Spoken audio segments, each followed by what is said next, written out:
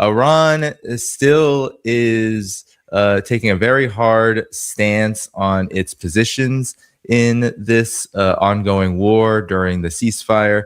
It has said that it's not going to discuss the nuclear file anymore with the United States in any talks, should they come about, because right now there are no talks happening. But they're also still continuing to enforce their control over the Strait of Hormuz, which they say is going to be permanent, alongside Oman. They seized a ship yesterday, as well as sinking another one as of the last 24 hours. And so, Greg, what I wanted to ask you is, what's your impressions of what's happening right now? We're hearing reports that Israel is clamoring about immediate strikes on Iran once Trump touches down and I guess gets settled. But what's your take on what's happening here and where all of this fits in the developments of the last 24 or 48 hours, or however long you're following it? Well, I've been looking less at the military aspect because it's pretty much at a stalemate. You know, there's some tit for tat going on. Of course, Israel's always going to be clamoring for more strikes. First of all, you know, they didn't want to do it while he was over during the trade delegation. And, you know, next week's Memorial Day weekend, that's not going to be very popular among the U.S. citizenry. But yeah, so what I've been looking at more has been this weird budget play within the Pentagon, you know, getting in front of the Senate this week to discuss, you know, how much the Iran war has cost. They say $25 billion. Sure. No actual respectable analyst thinks that this has only cost $25 billion. And the brass that went in front of the Senate this week, they also claimed that they hadn't factored in the damage done to the bases across the Gulf. And now we're getting reports that, you know, they're having to cancel mass training exercises against all continental U.S. Forces stationed in the U.S. In order to save money and costs, but they have an unprecedented budget. But the war is not costing that much. But now they need $1.5 trillion for the coming fiscal year. It's just really not making sense. And of course, the Pentagon has never really passed an audit. But none of this really bodes well. And so, yeah, Israel may be clambering for another attack. The U.S. Navy still has to keep a standoff distance, because now that there's been a couple weeks of breathing room, people have been able to take a step back and look at the new democratization of warfare that has occurred over this conflict. And of course, you know, we saw that in 2025 when during Operation True Promise 3.0, when the Iranians were able to break through Israeli, U.S., and Jordanian ADA systems and put rounds on target like at Netanyahu Air Force Base. But now we're seeing another critical vulnerability. And so over the past couple of weeks, I've been focusing more on the domestic side, what this means militarily for the United States. And when I mention that, I'm talking specifically about the AWS, the Amazon Web Services cloud data centers, which have a dual function of civilian use and military functionality, get hit in Qatar enough that Larry Fink went in front of the Melkin Institute Summit and said, hey, this is a real drone warfare from lone actors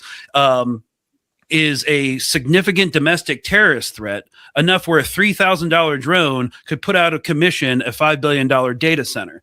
And so when we can't just talk about ships and drones and munitions anymore, because this AI cloudware architecture is basically the new platform for how the Pentagon is trying to wage military operations across the globe. And they're not just centered in the United States. They're in the Gulf, they're in Europe and stuff. And like, because it's cloud-based, all of these things are integrated together. And so if you lose one, it kind of affects a lot of others as well. So there's this massive vulnerability, not just within like conventional third generation warfare, aircraft carriers, large naval command ships, but also this tech infrastructure that is completely unsecurable. It's so unsecurable that here in the congressional district where I'm running, which has Fort Hood, third largest military base in the continental United States, is building a civilian-run commercial data center. Of course, there's no such thing as a commercial data center anymore. All of them are dual use and have military functions because all these tech companies have defense contracts. Even if they're not doing a lot in defense, you know, they get subsidies and like R&D tax breaks and stuff like that. But they're building these data centers on 4 different military installations now. across the country, two in Texas and I think one in North Carolina around Fort Bragg and stuff, because these data centers are unsecurable.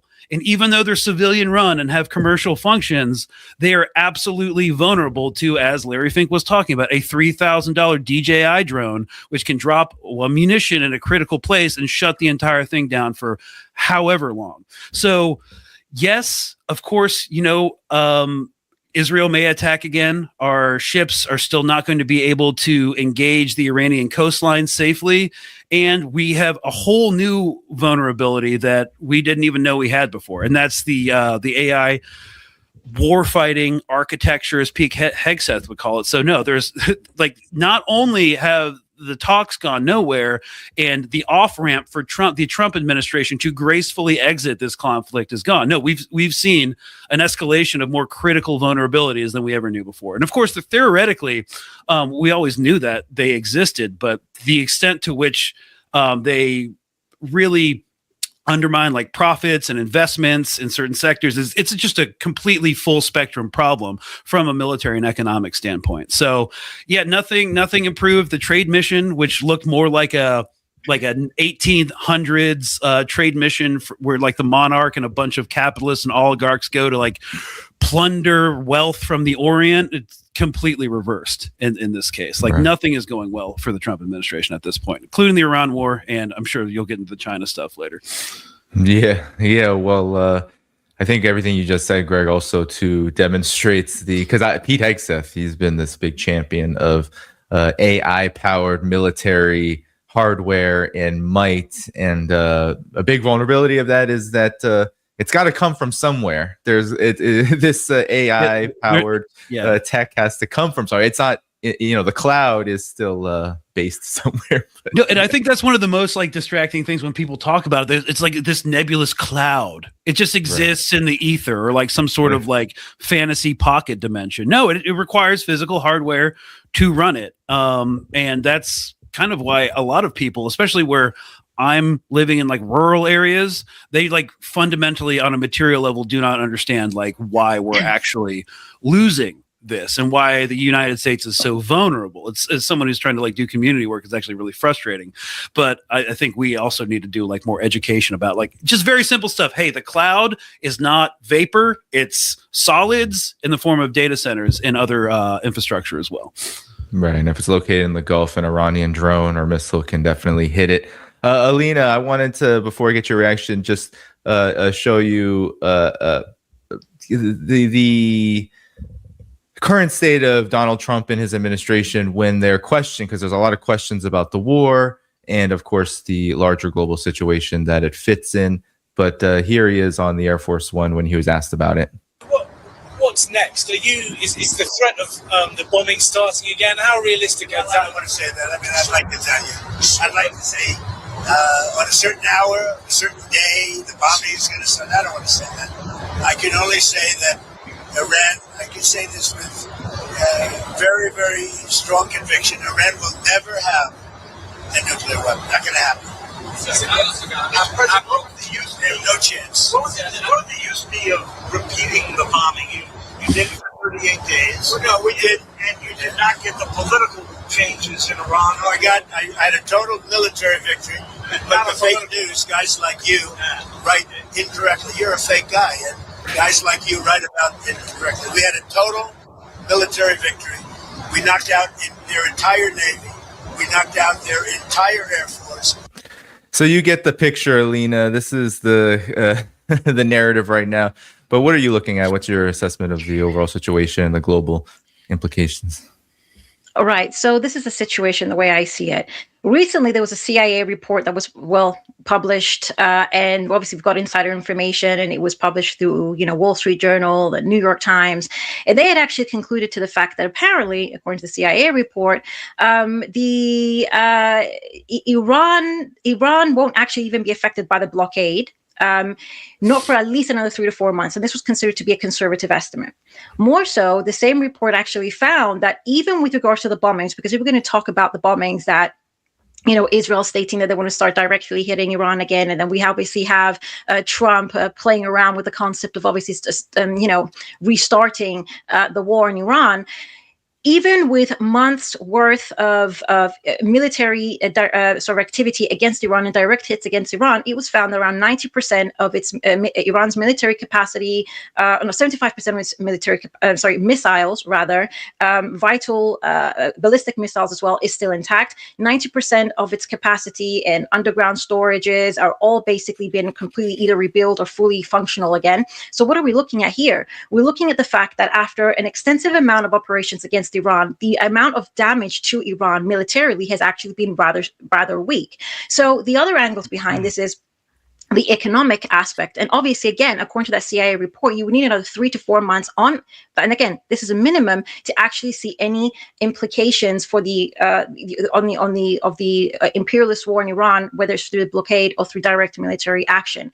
So at most, what we could expect from the United States is to try to start targeting Iran again, just primarily in order to inflict, again, as much damage and harm to Iran as possible while sustaining the blockade for as long as it can. But this is the problem. And I think even The Atlantic, and I'd referenced it in some of my other work, but even The Atlantic published an article, and this is quite big when you think it's coming from mainstream media outlets, and they're discussing, and the title of the article was Iran has checkmated, Iran checkmate for the United States. And this is really interesting because when you break down this article, it becomes very clear that the United States has effectively lost this war militarily and politically, but more so geostrategically, because the basic premise of what the United States is trying to accomplish at present is to try to coerce Iran through, economic strain, through the blockade, through possibly targeting them again, to capitulate to America's demands. However, the reality is, because Iran is able to sustain the blockade, and this is in large part, in response to the fact that Iran has created an economy that is able to, become very self-sufficient as a consequence of 47 years of, sanctions, becoming rather food independent and having obviously its own energy resources, its own fertilizers. It's far better, equipped to withstand a blockade because it's been living under an economic siege for decades. Not to mention, in the small little parenthesis, that Iran has currently around 70 million barrels of oil, which is currently floating around the seas, which therefore meaning it's still continuing to sell oil, right? And at higher prices. It's also being able to continue to sell oil through Central Asia, through mainland routes, which is obviously working towards their favor. But we are seeing countries that are still basically paying, like Japan, China, and India are paying Iran, the toll to pass through the Strait of Hormuz, which is also giving Iran the ability to buffer some of the economic hardships that the United States is trying to impose on Iran. But this is the thing: to what extent will the United States be able to sustain that?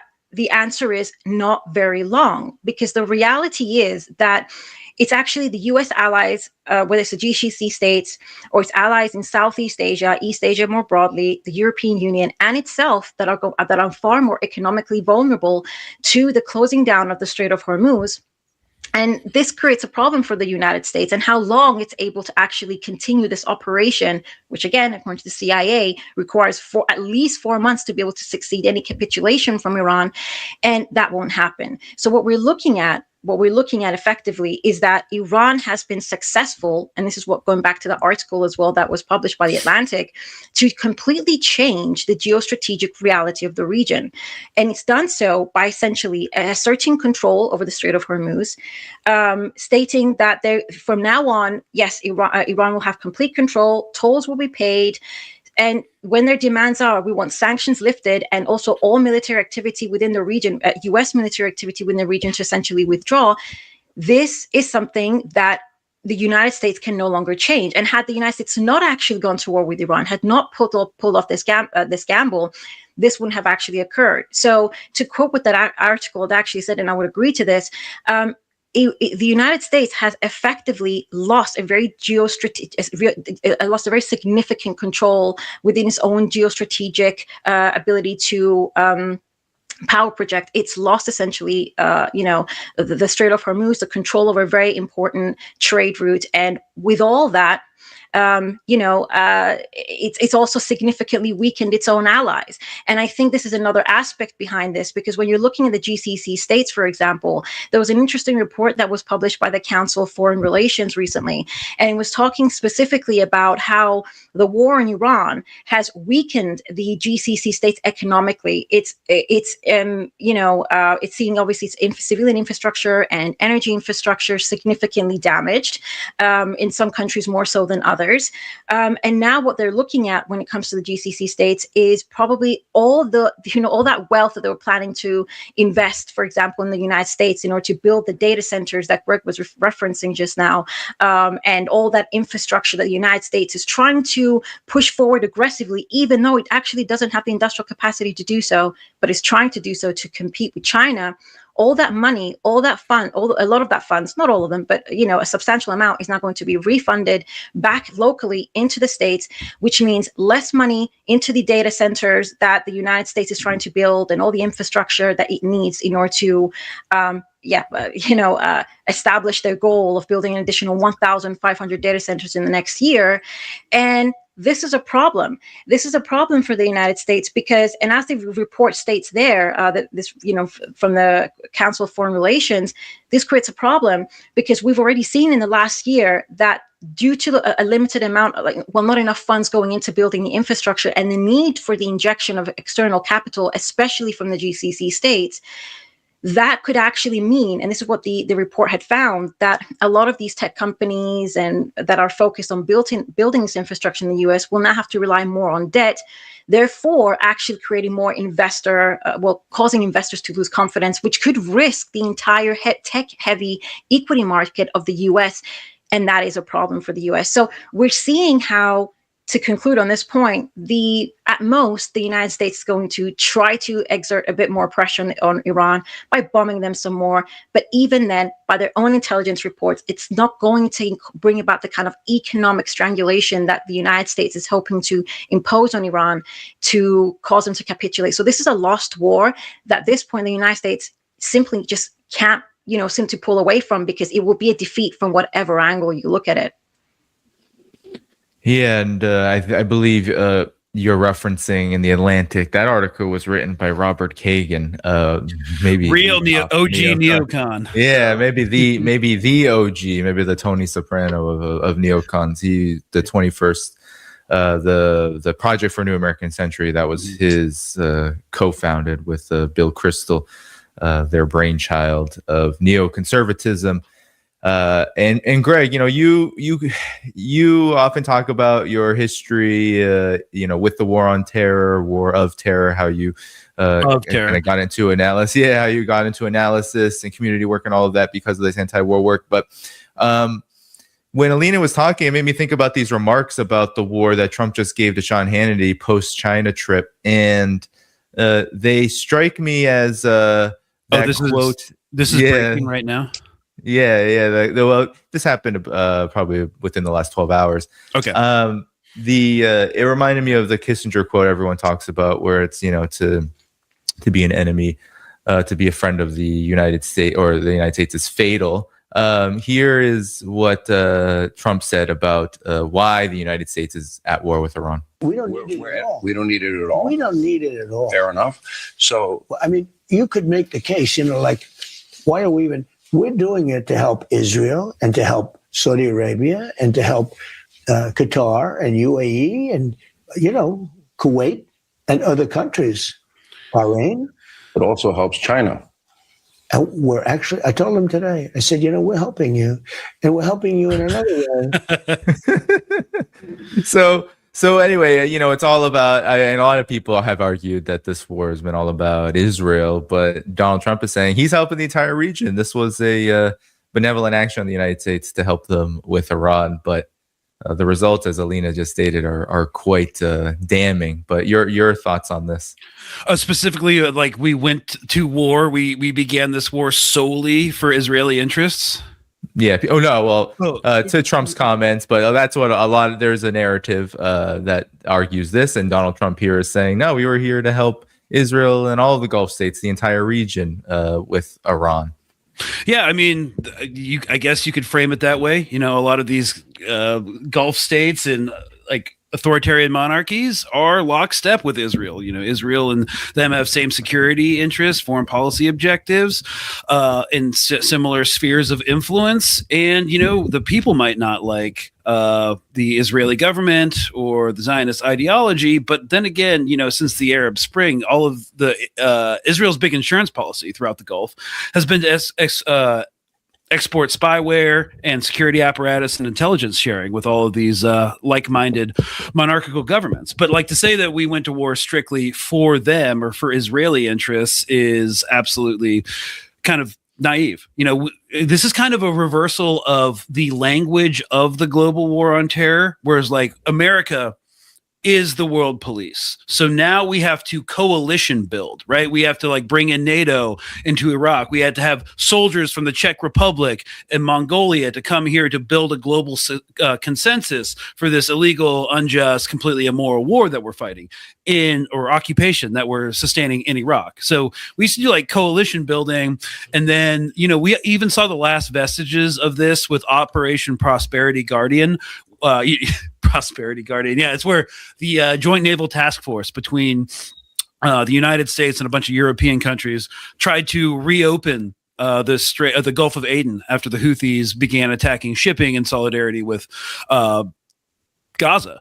And so that was an unsuccessful maritime naval operation. And they still had to do coalition building to build consensus because they were still, at least the Biden administration and their kind of like neoliberal imagination of foreign policy, still believed in that old consensus building, cultivation and protection of soft power, and presenting America as, the one who can keep the trade lanes open. So everybody has to support us. Now, it's kind of this bizarre reversal in terms of a narrative going forward that no, we're going in to help all of our allies and Israel, even though this war has been self-destructive, both for the U.S. military, for the Gulf states. It's been an absolute nightmare. Yeah. Like we're talking about Iran developing a nuclear weapon to threaten the Gulf. They don't have to. They just have to hit all their desalination facilities.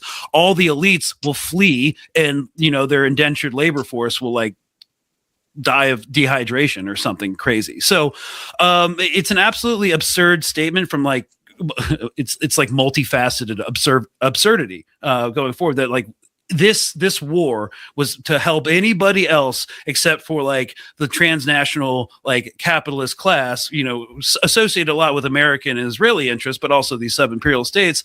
But they were given, when we're talking about like a transnational class, like all of these Gulf magnates were given assurances that, we're going to protect you. You have a U.S. military base, okay? That assures our protection. Our interests are aligned. We're going to attack Iran. We gave them all these assurances, and we absolutely screwed them over. And so they're not happy. So Trump can go on to Sean Hannity and other sycophantic news outlets and be like, yeah, we're doing this to help the Gulf states. First of all, they didn't want it in the first place. There was a perfectly fine situation going on with Iran before, without a bunch of like agents of chaos moving throughout the region. But now we're stuck with an intractable situation where we've given Iran essentially a Suez Canal in some ways, and made them like a kind of fourth center of world power around this incredibly strategic location, which is, and makes it even more of a geostrategic nightmare, because of their axis of resistance attaches to the shipping through the Red Sea and the Gulf of Aden too. So like if they want to expand, and if the US wants to bring bombing back into this and start another high intensity bombing campaign, bearing in mind that we gave them everything we had in the first 2 weeks, everything. Like it can't get worse or be more devastating or effective than it was during the first 2 weeks. It's not possible. Stockpiles aren't there. The target set isn't there. That's a big thing. All the thousands of targets we hit no longer exist. So what's next? Secondary importance targets, tertiary importance targets. So, and if they open this up again, as I mentioned, data centers vulnerable, desalination sites vulnerable, closing down shipping via the Houthis potentially, or other actors via the Red Sea.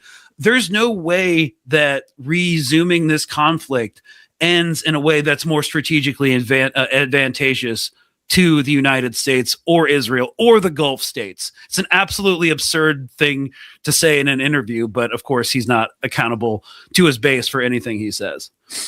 Yeah. Yeah. And we also have a mess now. Iran confronted the UAE at the BRICS Foreign Ministers Summit. And the UAE seems to now be, it's not an island, although they claim they have some jurisdiction over some islands near Iran. But they are now seemingly all alone, where Saudi Arabia, Kuwait, Bahrain, all of these countries are now saying that they don't really want to do any more military interventionist adventures. And the UAE is the one, as the conduit of the U.S. and Israel, trying to persuade them. That's the latest reports. It's quite something.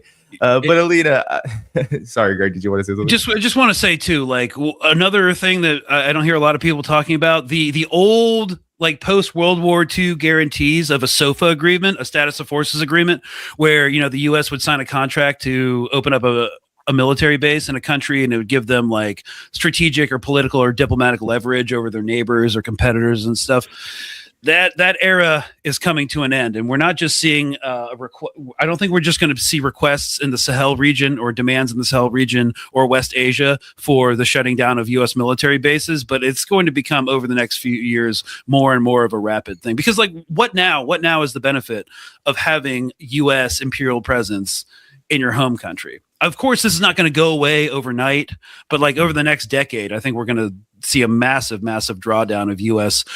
Global force presence across the globe. That's it.